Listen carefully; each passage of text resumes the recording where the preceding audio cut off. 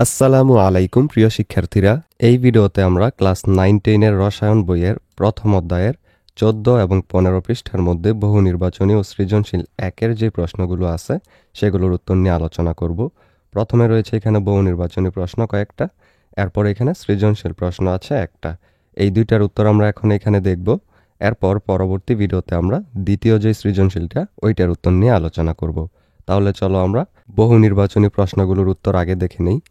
প্রথম বহু নির্বাচনীটা হলো, নিচের কোন পদার্থটি ব্যবহারে পরিবেশের সবচেয়ে বেশি ক্ষতি হয়? এর অ্যান্সারটা হবে খ, কীটনাশক।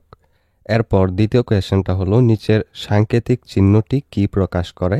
এটা হলো খ, দাহ্য পদার্থ। তোমরা যদি এই চিত্রটাতে একটু খেয়াল করো তাহলে দেখতে পাবে এখানে আগুনের শিখা। আগুনের শিখা মানেই এটা পোড়াবে বা দহন করবে। দহন করা মানেই হলো দাহ্য হওয়া বা পোড়ানো। তাহলে অ্যান্সারটা হবে খ, দাহ্য পদার্থ। এরপর 3 নম্বরটা হলো, নিচের কোন চিহ্নটি তেজস্ক্রিয় রশ্মি নির্দেশ করে? এটার অ্যান্সার হবে গ। এরপর 4 নম্বর, কপারের সাথে অন্য কোন ধাতুকে গলিয়ে ব্রোঞ্জ তৈরি করা হয়? এর অ্যান্সারটা হবে গ, টিন। এবার চলো আমরা সৃজনশীল প্রশ্নের উত্তরটা দেখে নিই। এখানে দুইটা ছবি দেয়া আছে। প্রথমটাতে একজন ঔষধ খাচ্ছে আর দ্বিতীয়টাতে হলো একজন কীটনাশক দিচ্ছে জমিতে। কয়ের কোয়েশ্চেনটা হলো, গবেষণা কি? এর অ্যান্সারটা হলো, সঠিক পদ্ধতিতে পরীক্ষা নিরীক্ষার মাধ্যমে কোনো কিছু জানার নামই গবেষণা। এরপর ক্ষয়ের কোয়েশ্চেন, পাকা আম খেতে মিষ্টি লাগে কেন? এর অ্যান্সারটা হবে, কাঁচা আমে বিভিন্ন ধরনের জৈব অ্যাসিড বিদ্যমান থাকে, যেমন সাকসিনিক অ্যাসিড ও ম্যালেইক অ্যাসিড।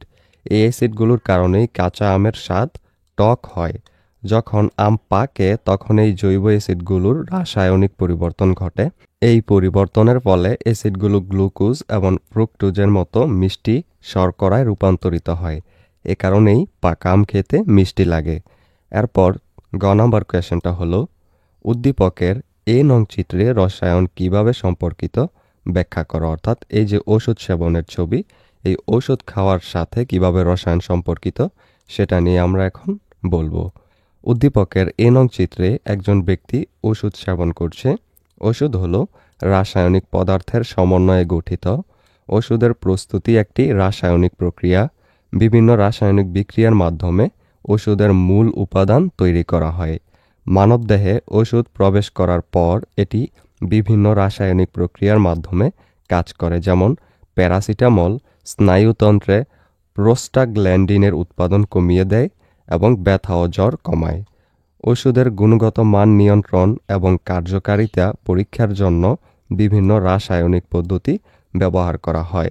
সুতরাং ওষুধ সেবন সম্পর্কিত এই চিত্রটি রসায়নের সাথে গভীরভাবে সম্পর্কিত। এরপর ঘ নং কোয়েশ্চেনটা হলো, উদ্দীপকের কোনটির অতিরিক্ত ব্যবহার পরিবেশের জন্য ক্ষতিকর? যুক্তিসহ লেখ। এটা তোমরা অবশ্যই ধারণা করতে পেরেছ যে কীটনাশক ব্যবহারটা ক্ষতিকর হবে বেশি। চলো তাহলে আমরা এটার উত্তরটাও দেখে নিই।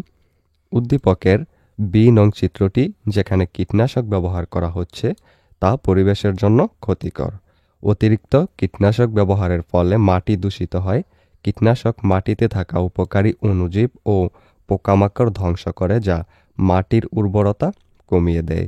বৃষ্টির পানির সাথে মিশে কীটনাশক জলাশয়ে যায় এবং জল দূষণ ঘটায়। এটি জলজ প্রাণীর জন্য ক্ষতিকর এবং খাদ্য শৃঙ্খলে বিরূপ প্রভাব ফেলে। কীটনাশক স্প্রে করার সময় বাতাসে মিশে বায়ু দূষণ ঘটায়।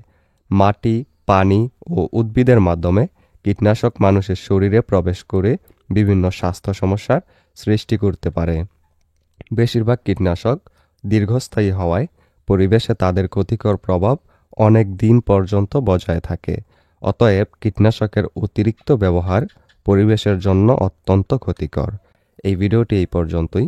পরবর্তী ভিডিওতে আমরা 2 নং সৃজনশীল প্রশ্নের উত্তরটা নিয়ে আলোচনা করব, যেটা রয়েছে পৃষ্ঠা 16 মধ্যে। সেই ভিডিওটি পেতে হলে অবশ্যই চ্যানেলটিকে সাবস্ক্রাইব করে রেখো।